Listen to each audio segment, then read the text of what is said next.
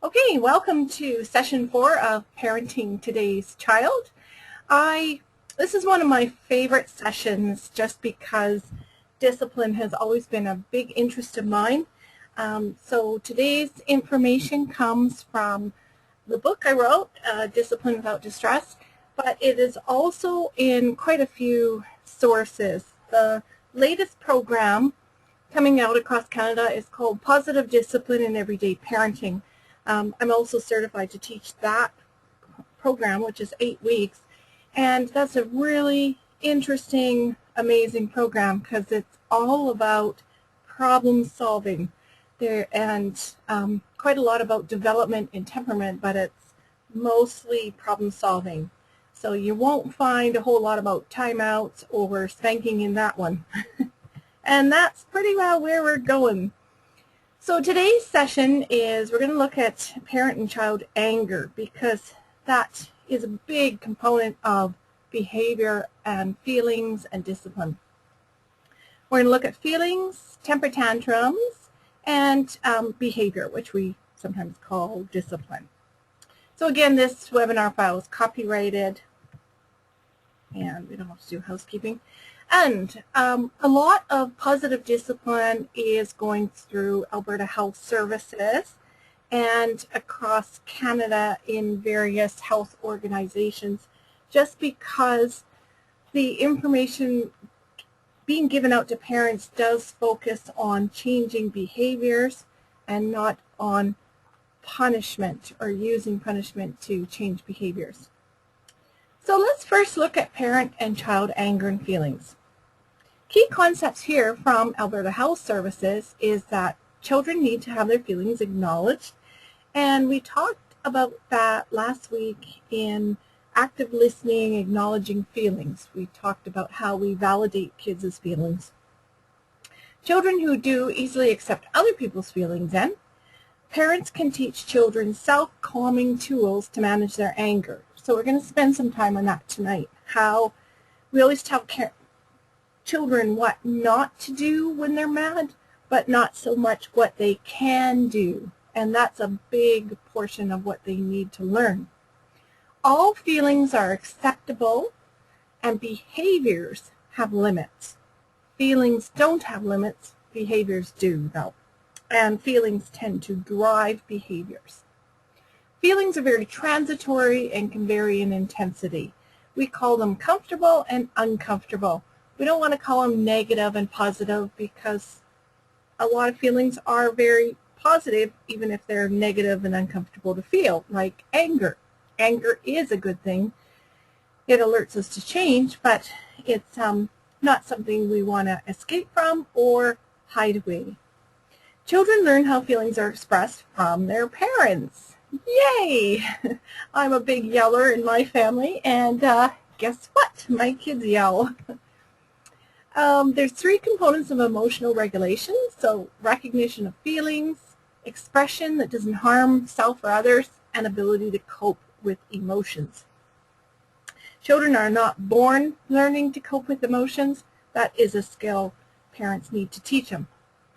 Early experiences from brain connections are pathways for emotional regulation. Sibling conflict is normal and can be reduced by parents but not eliminated. And parents can help small children adjust to a new sibling by allowing them to express their feelings, giving attention, and encouraging positive behaviors so the child can transition. Okay, under behavior and guidance, there's a few extra. There's a difference between discipline and punishment. The goal of discipline is to teach, guide, and encourage children. The goal of punishment is to control kids, make them behave. And effective discipline is kind and firm and doesn't include punishment.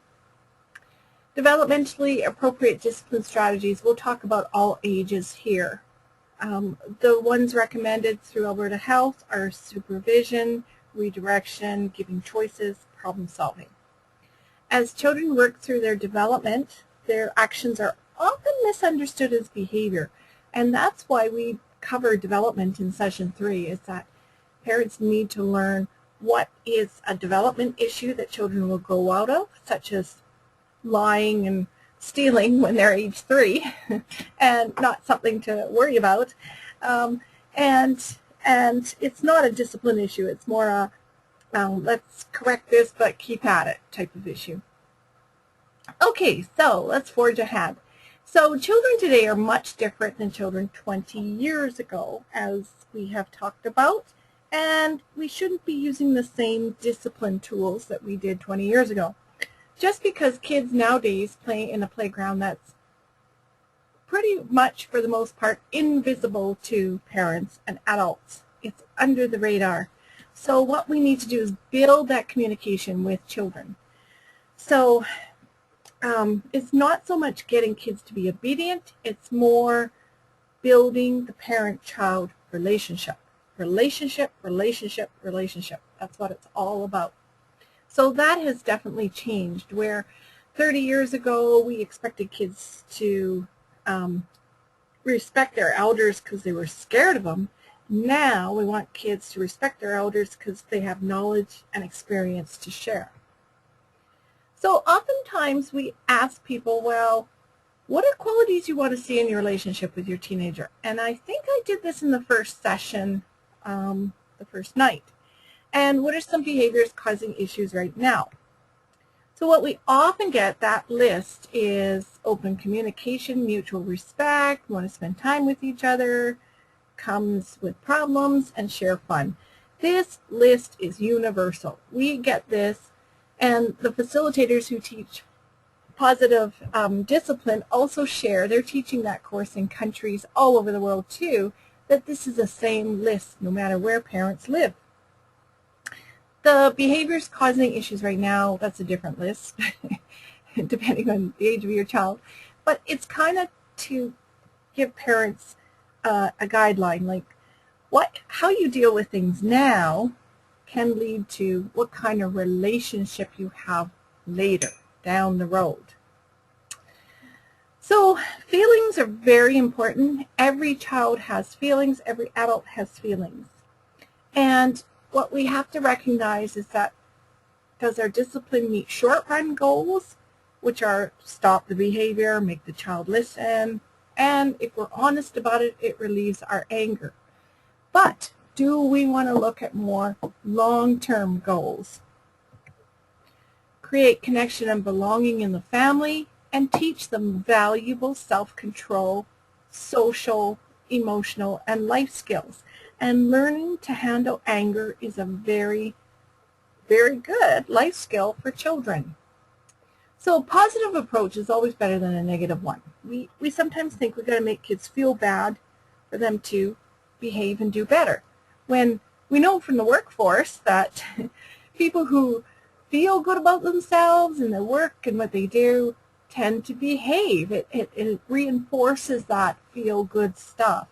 So kids that are made to feel bad tend to have low self-esteem. They think they can't affect any change in their environment, and it can be detrimental to them to do better. So when we talk about discipline, what do we really mean? What we mean is true discipline is a person exercising self-discipline. So it's control that moves from the outside to the inside. So when we say a person is disciplined or has self-discipline, what we mean is that they study when they want to party. I'm hearing that from my teens this week. It's final assignment week, and they're getting all these offers to play games and go party, and yet they know they have deadlines to meet. So they're exercising self-discipline to do what they know they have to do instead of doing what they want to do. We all do that when we go to work instead of play, or we try and go to the gym instead of linger on social media, or we smile at drivers who cut us off instead of what we really want to do is swear at them. Other examples are to describe our hurts with our words instead of our hands, or even as simple as to eat a vegetable instead of that last piece of cake. So discipline comes from within. Children are not born with self-discipline. They acquire it as they get older. So the famous marshmallow test at Stanford University in the 1960s had researchers put 4-year-olds in a room. They gave each 4-year-old a marshmallow, and they said, we have to go out now, and we're going to come back in about 5 minutes. And if you haven't eaten that marshmallow, you will get another one. And then they went in the next room, which had one-way mirrors, and they watched these kids try not to eat the marshmallows. And even at 4 years old, more than half did not have the self-control. They knew they should. It's in their best interest to wait, but they didn't have the self-control to not. And that is normal development. So if we're expecting 2-year-olds to have self-control not to hit when they're mad, that's an unreasonable age expectation. So there's 3 steps to positive discipline. One is get yourself calm first. You're the adult. You have more experience with self-control and self-discipline. You have to get in a space where you're not dealing with things in anger. Next, just like helping a person on an airplane with their oxygen mask, we can help the child gain control. Get the child calm. And then last, when everyone's calm, then you look at what is the discipline or behavior problem and how can we solve it together. So let's look at get yourself calm first. And for this, timeout is for you. So we talked about parenting styles. It's good, it's okay to feel angry when you're parenting. When you get that little baby in your arms, you never realize just all the instances you're going to be angry throughout their childhood. When they break things, when they drop things, when they're careless, when they make mistakes, when they cause you extra work. There are many times we're angry, and that's okay. It's most important for us to not shake them, but take a break, get ourselves calm. So, for example, this is my 4-year-old son, Scott. He's 11 now, but he wanted a bag of chips. And I was just about to serve dinner. I was trying to get dinner on the table, and I said to him, no, you can't have any chips. We're just about to eat. Well, he was pretty upset at that. He did not like my no. So he took this whole bag of chips up to his room, opened them, and threw all the chips on the white Berber carpet here. And then he took his foot and scrunched every last chip into the carpet. He's one of my spirited children, so he made sure every chip was crunched. That attention to detail and persistence. I think it helped him calm down, but there's nothing that gets parents more angry than acts of deliberate disobedience or not listening. So when I came up to his room and I saw that, I was livid. And at that point, I teach positive discipline. So although I felt like spanking him, I couldn't. So I said to him, I'm so angry right now, I'm going to take a time out. And that's what I did. I went back downstairs, I called my husband, and I cried. And that was very positive. It showed him several things. First, it showed him that when adults are upset, they take a time out. And there's no better way to teach kids about time out is not to force them into time out, but to model using it yourself. So, many parenting books say you've got to deal with things right in the moment, and that is not true. It's not based on research. It's much better to separate your anger from your discipline and take a few moments to calm down. Otherwise, you're going to be issuing consequences that you're never going to follow through on. You're going to say things you regret, and you might hit them, which you might regret too. Most parents spank in anger. So take a time out. Take a few minutes, 10, 20 minutes to go gain self-control, and then come back. These are all different ways to get self-control, and it depends on the person. Some are more suitable to others. For example, all the yellow cards are more physical based to get rid of that physical energy created by adrenaline.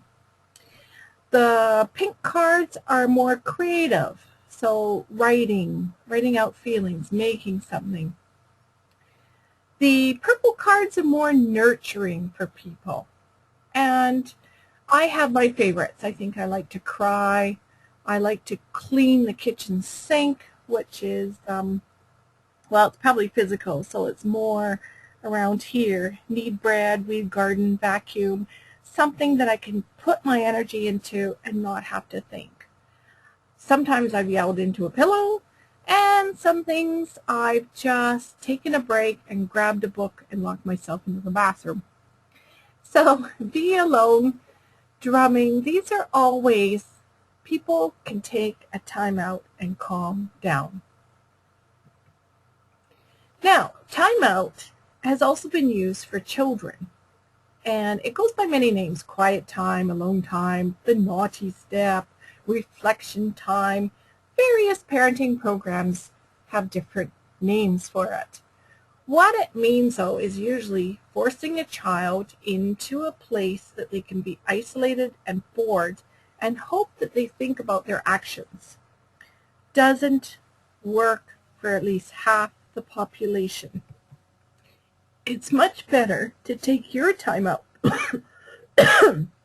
Excuse me. So stop, take a deep breath, and say to yourself, what do I need right now? Stop, breathe, what do I need? Excuse me, I need a cough. I just choked.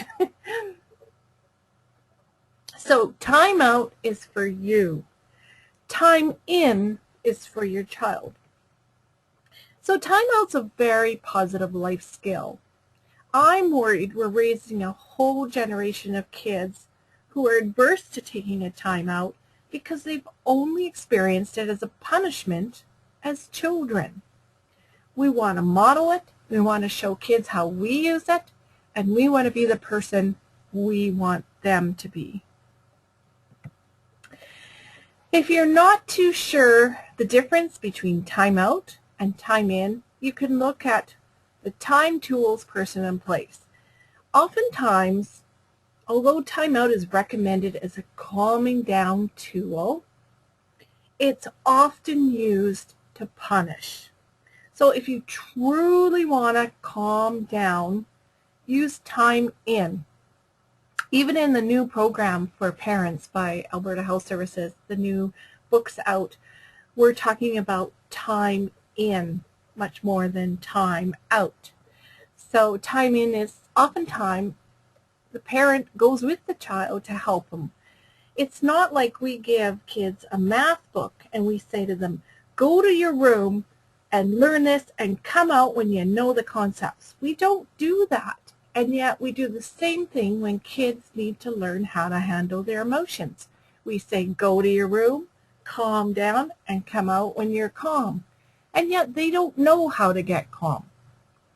So if you're doing timeout, a lot of parents do 1 minute per year of age. They send them to an empty place with no tools to calm down. The child's alone, and usually the parent chooses the isolation place. That's pretty well intended to punish. If the intent is to calm down, the child can take as much time as they need. They can take tools like books or Lego or maybe a basketball to go shoot some hoops. Maybe the parent goes with the child to help calm them down, and the child can choose a place. So it's not meant to be punitive. It's really, really meant to help them calm down. Here's some problems with timeout. I'm not going to read all these, but you can read them as you watch this again. But probably the big ones are that, like I said, it doesn't work for half the children. It escalates anger and increases power struggles rather than calming anybody down. Kids don't realize why they're in timeout until about age 7. And even then they think, when they're interviewed about why they are in timeout, most of them say, well, because mommy's mad. They don't really tie it to their actions or their behavior. They don't have those reflection skills yet until about age 7.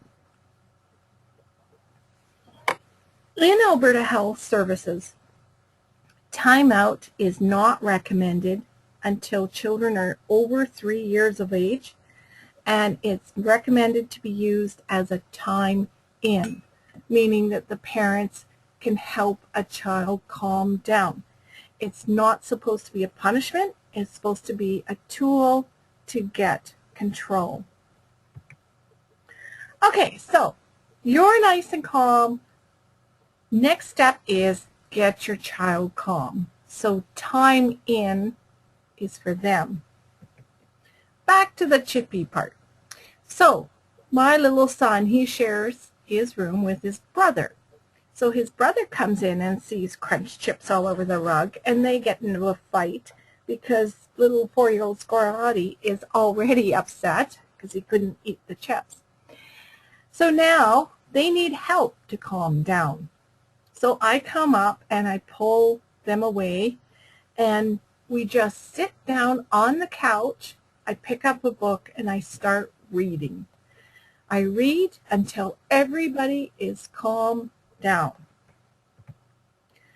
So keep in mind, children need time and skills to learn how to handle their anger. All these periods on the left-hand side, the toddlers, the preschoolers, the infants, most of what they do to handle anger is physical. They hit, they punch, they push, they bite. On this side, when they're a child, they're learning how to use their words and other ways. And children by about 12, 13 should have a pretty good handle on their anger. They don't get charged for assault until they're a teenager. So it's good to know that handling anger for a child is they have at least 13 years to practice it. So again, to get them calm, use the same tools you're using. So some of these may work for them. They may want to hug. They may want to blow into an anger tube. They may want to yell into a pillow, shake off their feelings, stomp. I have some more suggestions later. So temper tantrums. Usually temper tantrums happen when we deny them things, when we say no, or when they've just had too much stimulation. So tantrums are normal for young children. Again, like I said, biting and hitting are common responses. Sibling conflict is normal, and that's very often where you see a lot of their anger come out. So temper tantrums, you can try and prevent them at, if you notice your child's upset, they're short on sleep, they're hungry, you could try and give them a snack, give them some quiet time, try and prevent. But sometimes that doesn't always work, and you really do have to pick up milk on the way home from work. And they're escalating. So try and get them to a quiet spot. Often in public, when my children had tantrums, I would pick them up, scoop them up, get them out to the car, put them in their car seats, and wait for them to finish. It's really hard to drive when your child's having a temper tantrum. That would definitely be distracted driving. And then they always peak, so just wait it out, stay calm yourself, read a book, listen to your MP3 player, and they come down. And when they come down, that's the time you can talk to them and tell them how they were feeling. Give them the words for how they were feeling. You were angry you couldn't have that chocolate bar in the store. You were upset because mommy said no. That's okay. As kids get older and more verbal, they lessen their temper tantrums.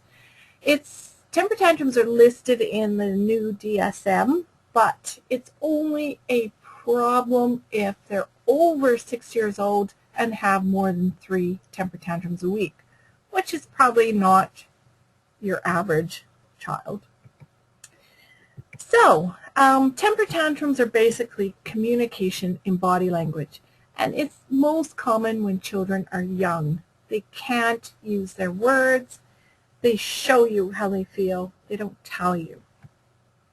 So how to handle them? A spillover tantrum is just too much stimulation. So stay calm, change your activity, get them to somewhere quieter, wait it out, acknowledge their feelings.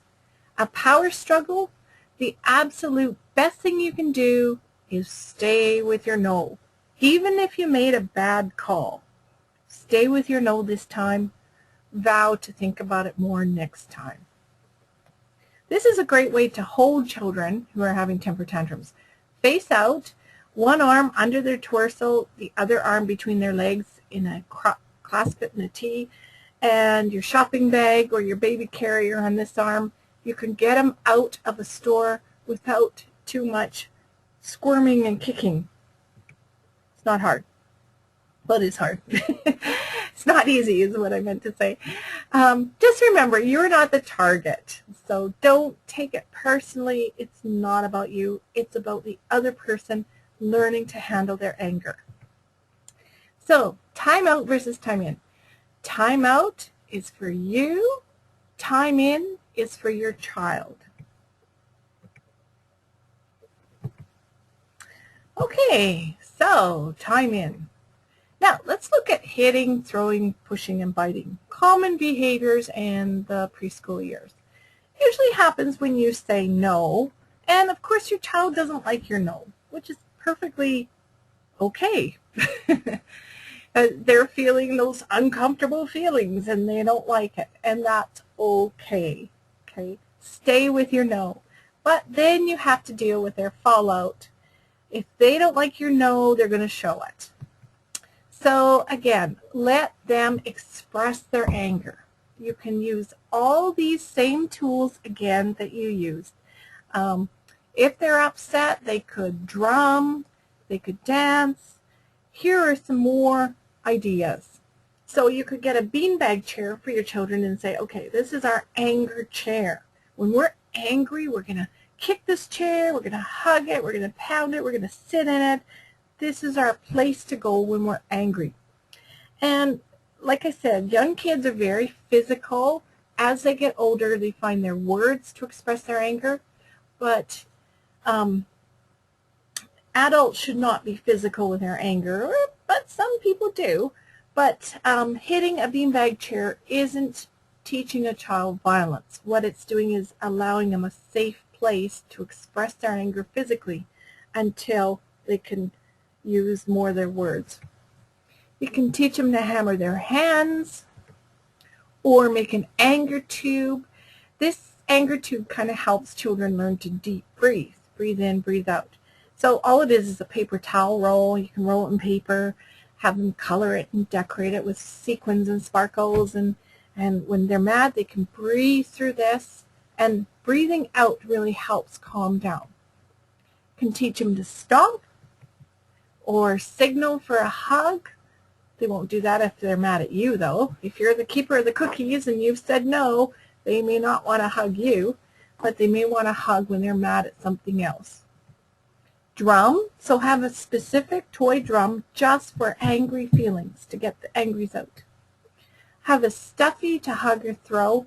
I wouldn't do this for children younger than about 4 or 5, just because they do need a little bit of self-control, not to throw it all over, but to throw it at a wall that you designate as okay to throw it at. Same with this, the anger pillow and bat.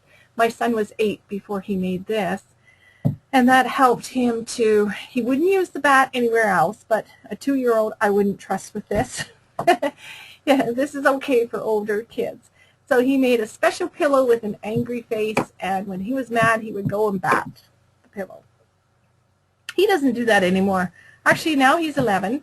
When he's mad or frustrated at a video game or mad at his brother, now what he does is he throws his chair down on the floor, which doesn't really hurt anything. He just puts the back down, and he stomps out of the room, stomps upstairs, and shuts his door. And that's okay. It lets everyone know he's mad and needs some time out. And that's one thing people need to do, is decide in the family, how is it okay for people to express their anger. And you should have a very big list of okay things to do when people are mad, because the list of not okays is pretty long, but like I said, kids don't know what they can do, and very often they will model what you do. So you could give them a piece of paper for drawing on. You could say, show me how you feel, and you might get some really black and red squiggles. Again, you could give them a target to throw that stuffy at, and you want to redirect biting. You want to say to them, no, we don't bite. Here, bite this. People are not for biting. So timing is everything too. You don't want to teach kids all these ways when they're mad. You want to do it when everyone's calm. So teach after the tantrum. Teach when you're tucking them into bed and you say, whoa, we had a really angry day today. What can we do next time when we're really angry? And you might want to pick something for the week. Say, okay, for this week we're going to hammer our hands on the floor when we're angry, and see which one feels the best for everyone. If it doesn't work, try another tool for another week. So you have to do this over and over and over and over and over and over and over again. So kids learn and practice, and we do too. The third thing to do, and this is a discipline part, is you have a problem to solve. Now, back to our chip situation. Now I have two problems here. First problem is I had to teach Scotty another way to handle his anger rather than a messy one like this. So we talked about that. We talked about another way he could express his anger in the future. And I think we decided on the bat and the pillow idea. And then the other part was, what are we going to do when he's hungry and I say no chips, no cookies before dinner? So once we're calm, then we can solve this discipline problem. So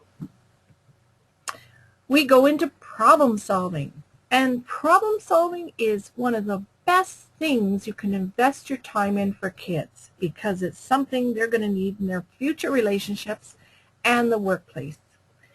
And how it works is you and your child are on the same team.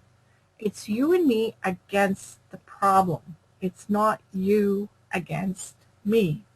So for Scott and I, it was, what is Scott and I going to do against the problem of hunger before dinner? What can we come up with to solve this problem?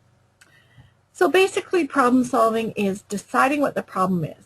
And with the chip example, it was Scott was hungry before dinner. My needs were that I wanted him to have good nutrition.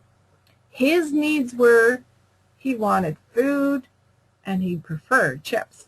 And with kids, their wants and needs are pretty well the same thing. They will act in order to get those met, no matter what we adults call it. So we came up with some ideas together.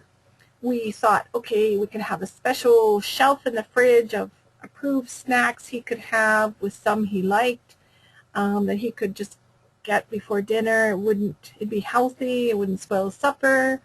We came up with about a few other ideas together, and then we decided which ones would best meet our needs, and we were going to do it. So we both agreed to do something differently for the next couple weeks. And that's all problem solving is. The other problem we had was the obvious one, the mess. So when kids are calm, if you're not yelling at them in the moment, clean that up, you will see that you will get much better reaction later when when you ask them to do something. I'm going to show you a little video now of timing is everything. And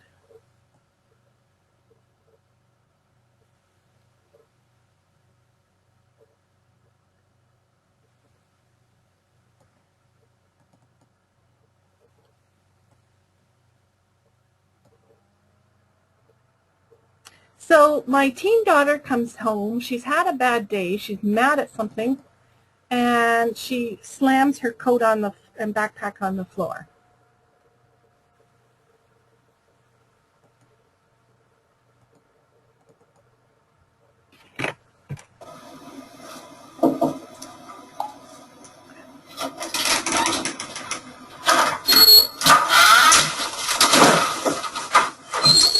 Hi! Hey! Come back down here right now and pick this stuff up!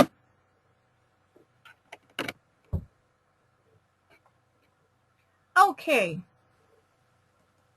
so you can clearly see that that was not the time to start nagging about the mess.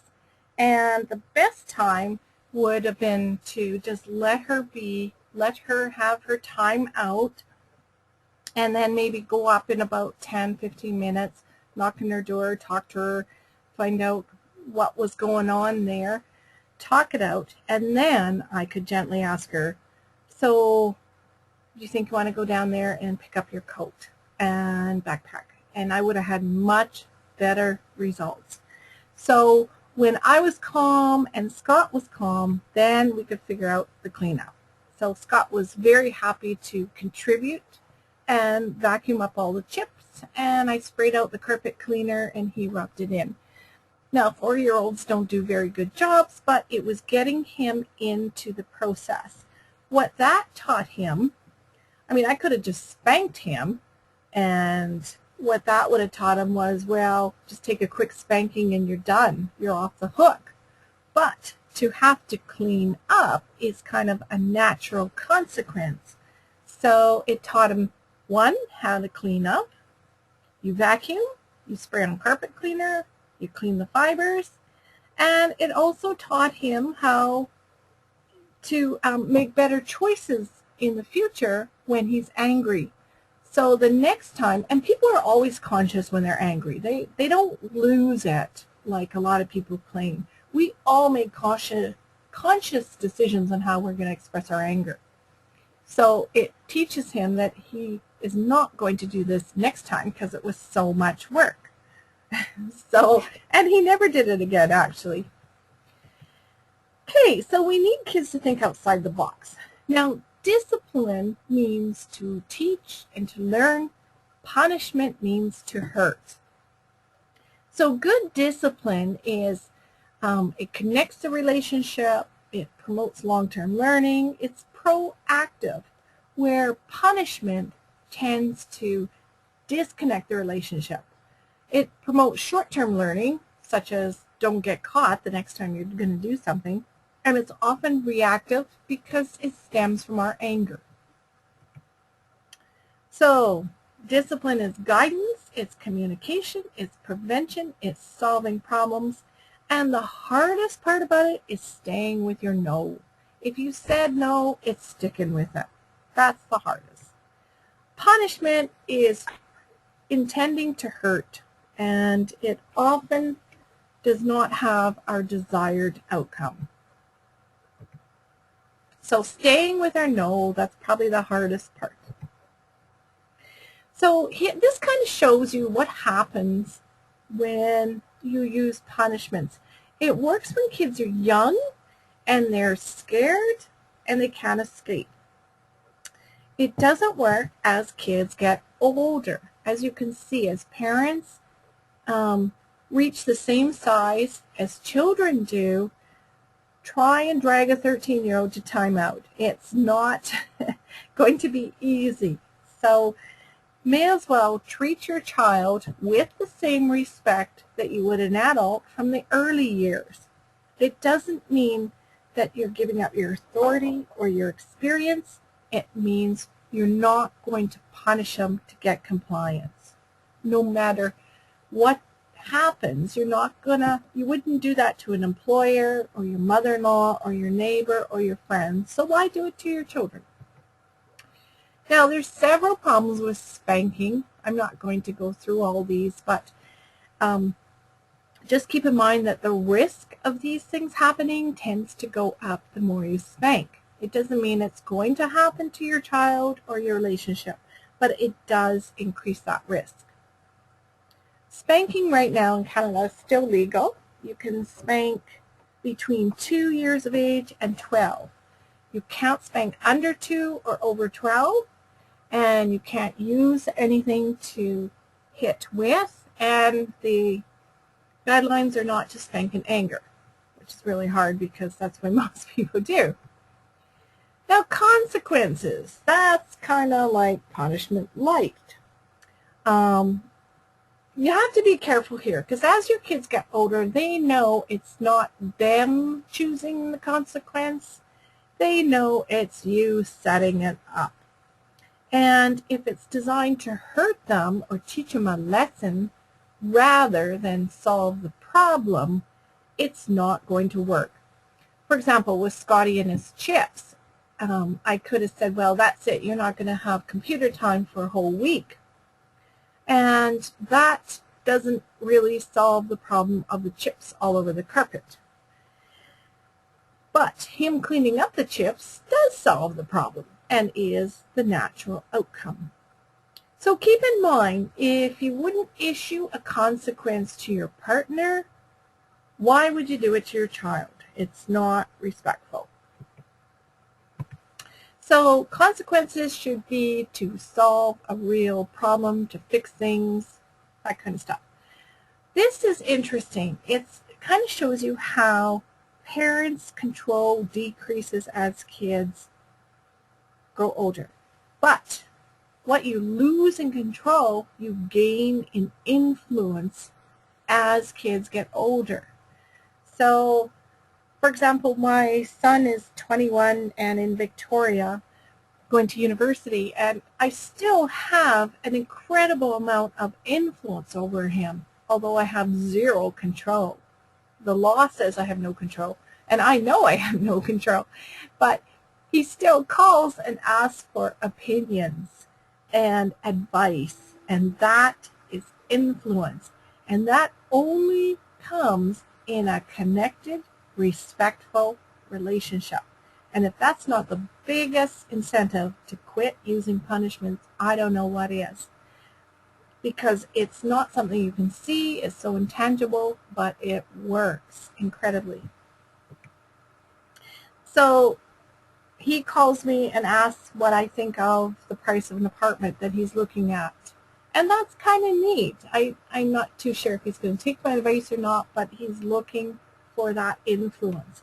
And as kids get older, we naturally have less control, but we do have influence.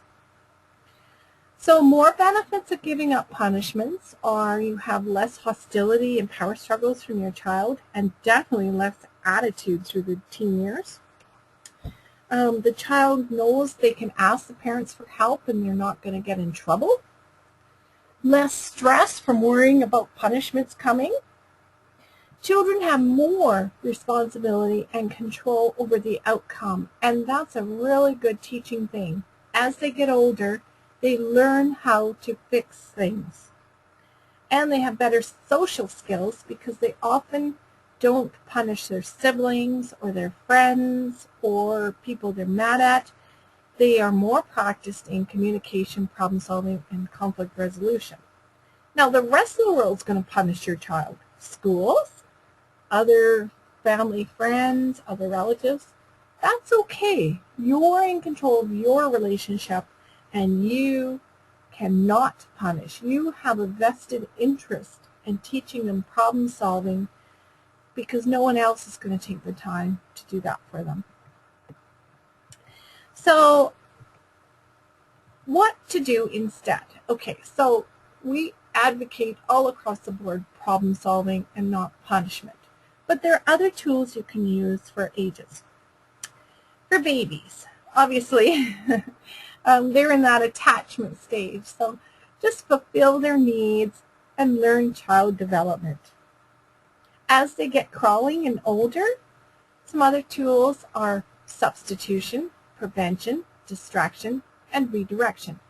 And these tools are all cumulative. You could still use these tools for teenagers. So for example, your baby is crawling up to the dishwasher, pulling a knife out of the cutlery tray. You don't want to grab the knife and spank your baby. You want to find a really exciting toy, dangle it in their face, and wait for them to reach for it, and you gently want to take that knife out of their other hand. So that's what we call distraction and substitution, because they don't know. Toddler tools, they're in the stage of action. You can't tell a toddler something and expect them to listen. As we covered in development, they comply. Young children comply about 40% of the time under age 5. So it's best to change the environment. So child-proof, change anything that's not working, and redirect, redirect, redirect. There's also some more tools. I'm not going to explain all these because they're pretty self-explanatory.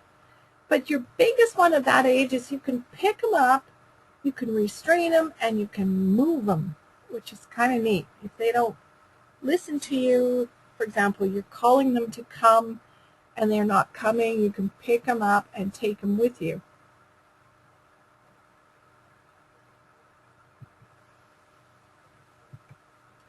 Preschooler tools. Here, you're going to get into action and then talk and teach. So staying with your no and showing them the problem-solving process. Here's some more preschooler tools. So giving choices. Remember, preschoolers are in that stage of power, learning who has power. And giving them choices gives them power. So they have an interest in the outcome. Using the when-then rule is like, well, when you get your boots on, then we can read a story in the car.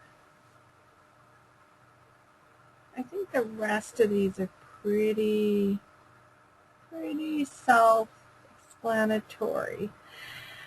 Attention is the big one. A lot of kids want attention in those early years, and that's oftentimes they misbehave to get attention. Sometimes negative attention is as good as positive attention, especially when there's siblings around. So you want to give lots of attention. The demand for attention does taper off in the school age years. Don't worry. It gets easier. School age years. Now, you should be able to talk and then back it up with action. Where preschoolers, it was action backed up by talk. Now it's kind of the other way around, because school age years, children listen about 60% of the time. And we talked about active listening and I statements last week. Those are very good skills to develop before problem solving. Here's some more tools.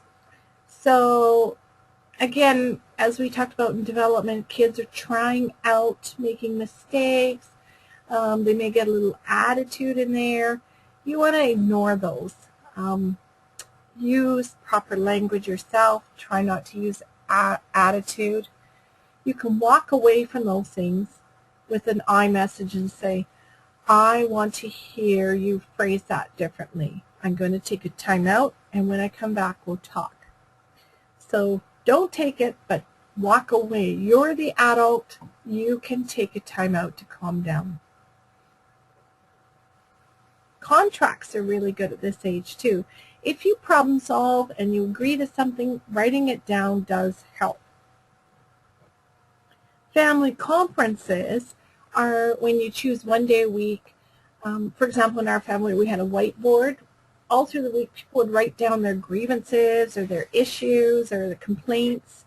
I would write down things like there's always shoes in the front entrance and I trip. And then on Sunday, we would sit down and we would hammer out those issues together. And sometimes they resolve themselves, but it was great to get the kids writing too. Okay, and this is active listening in review of last week. I see you're feeling upset because your sibling keeps taking the computer all the time. And then I statements is when you're upset. I feel upset when shoes are in the landing because I can't walk. I need them removed. Now, sibling fights. I think we're going to cover more of this next week, but I'm not too sure. Kids fight for 4 reasons. All children fight, and it's usually about feelings. It's not always about issues. So one of the reasons they fight is for attention. They're feeling ignored. And the best way to alleviate that is notice their good behavior. Ignore the bad stuff. Oftentimes they're bored and give them a new activity or diversion. And they're real issues. So fighting over computer or chores or things like that. They're feeling victimized, so give them input into rules and help them sort out the issues by problem solving. And the last one is you see siblings with resentments, underground resentments. So you'll get this when you don't solve these very fairly. So if you take the younger person's side all the time, you're going to see the older sibling express their resentment under the radar in ways that you don't see. And it could be little bullying ways. So you want to avoid labels and comparisons, and you want to help them sort out their issues respectfully. So your job is not to be the judge and decide. Your job is to facilitate problem solving between them. So helping them decide what the problem is, coming up with solutions, and helping them implement it. Teenage tools. Here is the big one. You negotiate. And there's several ways to do this. There's a one-time consultation. There's problem solving, and there's 50 zillion discussion and conversations. Best tools. I found best tools for a teenage boy is a pair of running shoes where we go for a walk and talk. Best tool for a teenage girl is a coffee card where we go for a sit down and eye contact chat. So one-time consultation is, it's sometimes things like your teen smoking or drinking or wanting to get a tattoo, and you want to give them what you know, but you don't want to be a nag because then they'll fire you as a consultant. So get hired. So you want to ask them, would you be willing to sit with me and listen for an hour on how I feel about smoking? And then hopefully they say yes. If they say no, then leave it at no and try again in a few weeks. But if they say yes, then you make an appointment to get together. And then you do your homework. You gather all your stuff, everything you can give to them at once. And then you make the appointment, you present the case, and then you leave the decision up to the team. And then you let it go. And it's a hard one to do, but nobody moves from a defended position. We can't force people to lose weight, stop smoking, read more, go to church. All we can do is let them know how we feel and then leave it be, because they may come around. Lots of discussions, conversations, and problem solving. So I have some videos of those, but I think since we don't have teens, I won't show them. So best discipline tool is often a hug, because it's starting from a place of compassion and love, and then teaching sinks in after everyone's calm. Nobody learns anything during the heat of the moment. So remember, just get yourself calm, get the child calm, solve the problem. And this is a wrap-up of discipline. So tools for 3 and under, remember they have little self-control. They don't listen. They are very egocentric. It's all about what they want. So you can use some things here to help them. Doesn't involve timeout or spanking. 4 and over, some more things. This is this list, plus all of these too.